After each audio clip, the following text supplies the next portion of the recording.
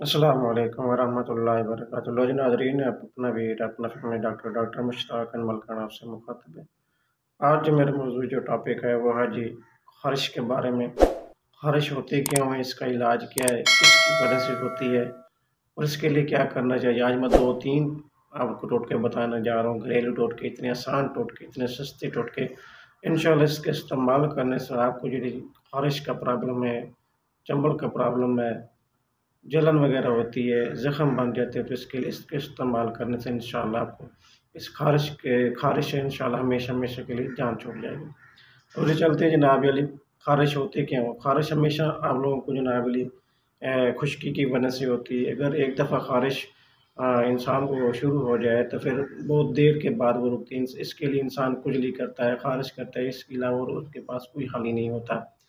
ख़ारिश के लिए पहले वाले लोग जो हमारे बड़े थे, वो क्या करते थे, जिसको भी ख़ारिश हो जाती थी, वो कहते थे इसका खून गंदा हो गया, इसके लिए साफ़ी वगैरह पी लो, जिसकी वजह से ना खून साफ़ हो जाता है। इसलिए हमारा जो जिस्म के अंदर जो खुश्की है, जिसकी वजह से खून मुख्तलिफ़ किस्म के जल्दी मसाइल पैदा होते हैं, तो ख़ारिश का जो प्रॉब्लम है, इसको ख़त्म करने के लिए मैं जा रहा हूँ शिकंजी। सर्दी के मौसम में शिकंजी भी इस्तेमाल कर सकते हैं आप।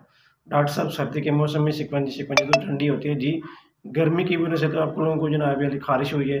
खुश्की की वजह से भी आप लोगों को ख़ारिश है। शिकंजी बनाने की इस तरह है, बनाने का तरीक़ाकार क्या है, उसके लिए क्या-क्या करना चाहिए। सबसे पहले आपने लेना नींबू। आपने ज़िंदगी में चीनी की शिकंजी इस्तेमाल नहीं करनी।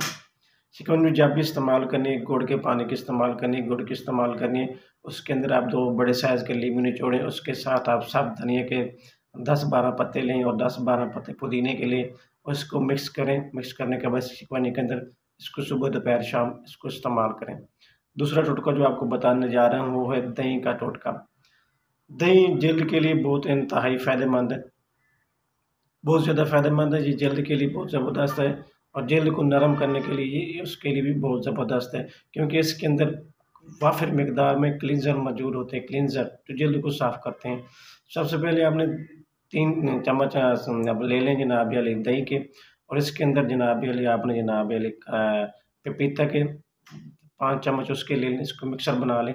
जिस जगह आप लोगों को ख़ारिश हो रही है, खुजली हो रही है, तो उसकी उस मुतासरा हिस्से पर लगाएँ और 15 मिनट के बाद उसको धो लें। 4 दिनों का इस्तेमाल करने से आप लोग इंशाअल्लाह